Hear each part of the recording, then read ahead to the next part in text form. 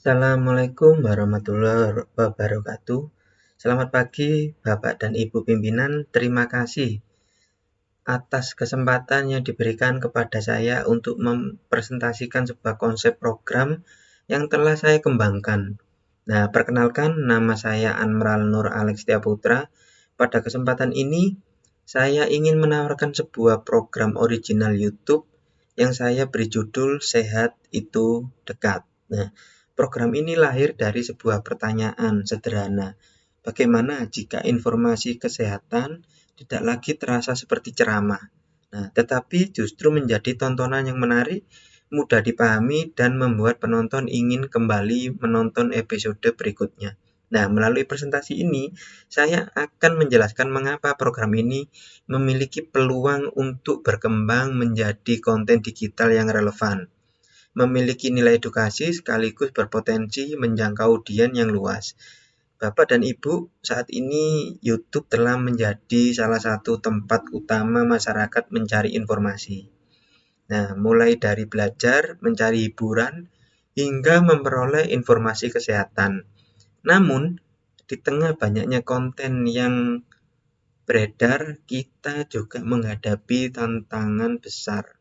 Nah, informasi kesehatan yang tidak jelas sumbernya masih sangat mudah ditemukan. Bahkan, tidak sedikit masyarakat yang mempercayai mitos atau tips kesehatan tanpa dasar ilmiah. Nah, di sisi lain, konten edukasi seringkali dianggap terlalu serius sehingga kurang diminati. Menurut saya, inilah peluang yang bisa kita manfaatkan. Bagaimana jika edukasi kesehatan dikemas dengan gaya yang lebih ringan, visual yang menarik, dan bahasa yang dekat dengan keseharian masyarakat. Dari kebutuhan itulah lahir dengan program Sehat Itu Dekat. Nah, Sehat Itu Dekat merupakan sebuah magazine show yang dirancang khusus untuk platform YouTube.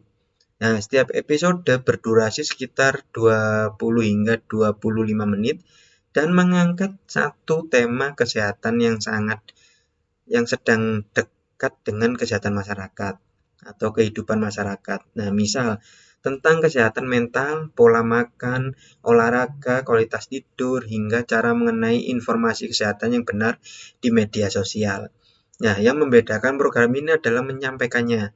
Kami tidak hanya menghadirkan narasumber untuk berbicara di depan kamera, sebaliknya kami menggabungkan liputan lapangan, demonstrasi sederhana, infografis, motion grafik, serta visual yang dinamis sehingga penonton merasa seperti menikmati sebuah tayangan, bukan sedang mengikuti penyuluhan. Nah, target utama program ini masyarakat usia 18 hingga 40 tahun, mulai dari mahasiswa, pekerja muda, keluarga muda, hingga masyarakat yang aktif menggunakan YouTube sebagai sumber informasi. Nah, mengapa segmen ini? Karena mereka merupakan kelompok yang paling aktif mengkonsumsi konten digital sekaligus memiliki kepedulian terhadap gaya hidup sehat. Nah, karakter audiens inilah yang membuat program ini peluang untuk memperoleh tingkat engagement-nya ini yang tinggi. Nah, konsep ini sederhana. Kami ingin menghadirkan edukasi kesehatan yang mudah dipahami tanpa kehilangan unsur hiburan. Setiap episode akan dibuka dengan sebuah pertanyaan atau fenomena yang sedang ramai diperbincangan. Misal, benarkah begadang bisa diganti dengan minum kopi? Atau apakah semua makanan organik pasti lebih sehat? Nah, pertanyaan tersebut menjadi pintu masuk untuk membangun rasa penasaran penonton.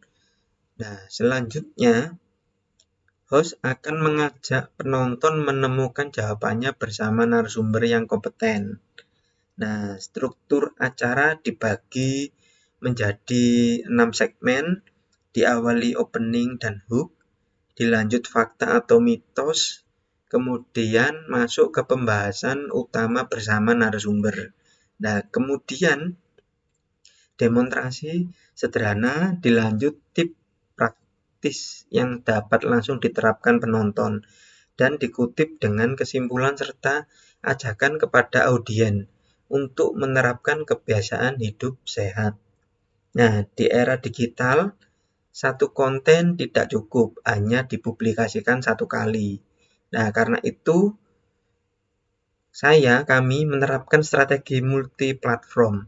Episode lengkap akan tayang di YouTube. Selanjutnya, kami akan memotong bagian-bagian paling menarik menjadi YouTube Short, Instagram Reel, dan TikTok.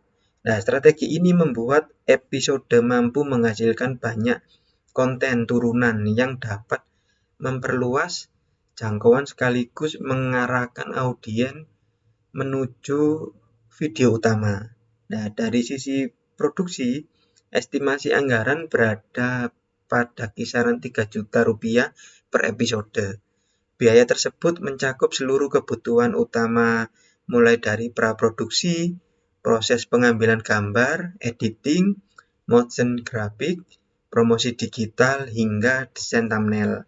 Nah, anggaran ini masih bersifat fleksibel dan dapat disesuaikan dengan skala produksi maupun kerjasama yang akan dilakukan, Bapak Ibu.